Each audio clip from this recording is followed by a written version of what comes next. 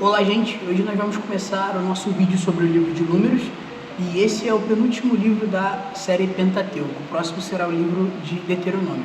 Espero que vocês curtam esse conteúdo. Vamos lá? Números, a lei da pedagogia divina. Origem do nome. O nome Números em hebraico significa Bamidbar, que literalmente significa no deserto. Já o nome Números vem da tradução grega do Antigo Testamento, a Septuaginta, que se refere ao recenseamento dos hebreus, do capítulo 1 ao 26.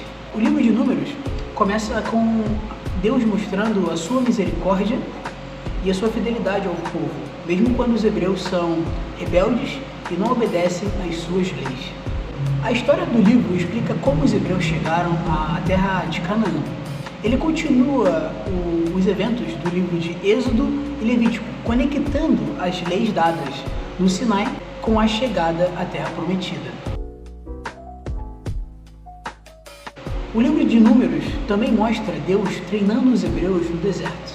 Eles que eram ex-escravos são preparados para se tornarem uma grande nação de sacerdotes, unidas por sua aliança.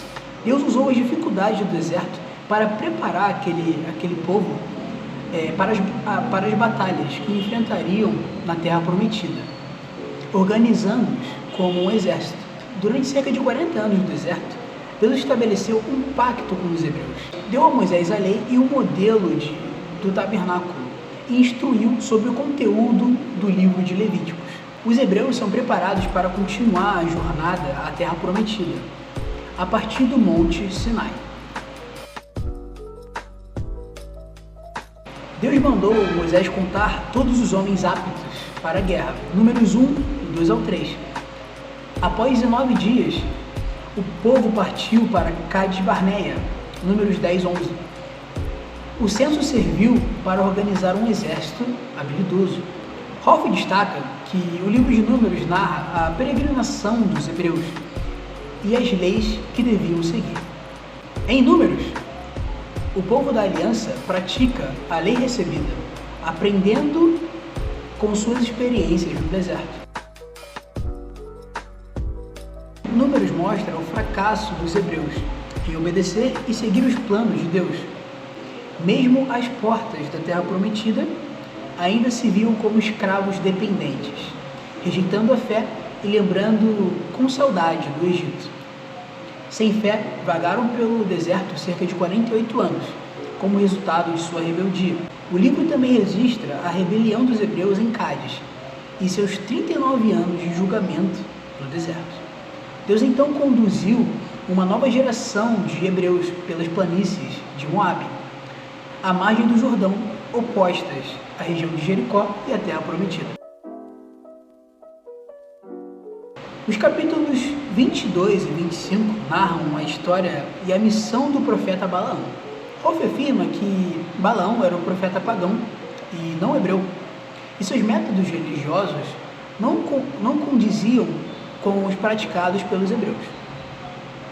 Embora tivesse algum conhecimento sobre Deus, Balaão era de Petor, na Mesopotâmia, perto do rio Eufrates. Seus poderes sobrenaturais eram estimados pelos moabitas e os midianitas. Ele é um dos personagens mais misteriosos e estranhos da Bíblia. Ele tinha certa comunhão com Deus e sabia algo sobre a justiça divina, mas também buscava agolos ou sinais para o futuro. Balaão tinha um dom de profecia, mas seu conhecimento era obscurecido por conceitos pagãos. Nos capítulos 23 e 24, Balaão profetizou 4 vezes sobre a prosperidade futura de Israel e a destruição de seus inimigos. No capítulo 25, Balaão tenta induzir Israel à idolatria, para que recebesse o castigo de Deus.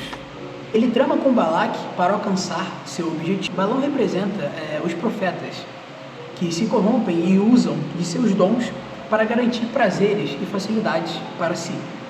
Nos capítulos finais, Moisés prepara o povo para entrar e dividir a terra de Canaã por tribos. São narrados um novo recenseamento e a escolha de um sucessor para Moisés, além de leis sobre a partilha de herança e regras para a ocupação da terra. No capítulo 27, do 12 ao 23, Josué é nomeado como sucessor de Moisés. Rolf afirma que Moisés, pensando no bem do povo, submeteu a escolha ao juízo de Deus. Josué foi escolhido por agradar a Deus e por estar há muito tempo próximo de Moisés.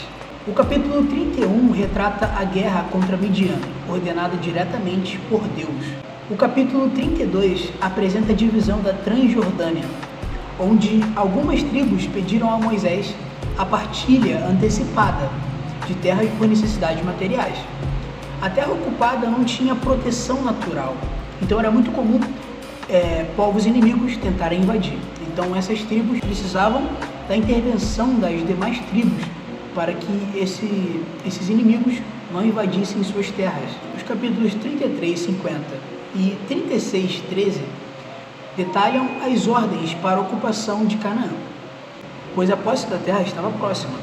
Moisés deu diversas ordens sobre a expulsão dos povos e a divisão da terra, explicando as consequências de não seguir essas regras.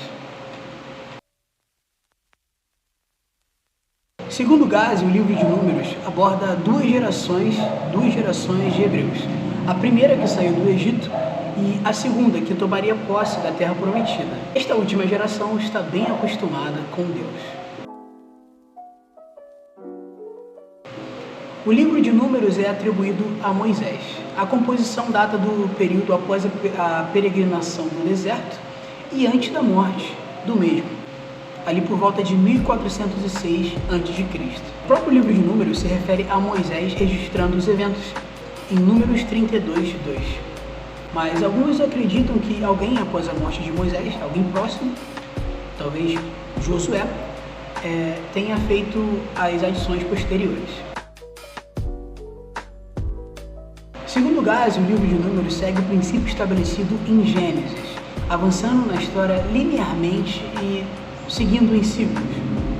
Podemos ver o silêncio sobre a vida da primeira geração, mostrando que eles deram continuidade no fracasso, na rebeldia, enquanto a segunda geração mostra que se não fosse a graça e a misericórdia de Deus, eles seguiriam o mesmo caminho da trajetória de infidelidade e rebeldia da primeira geração.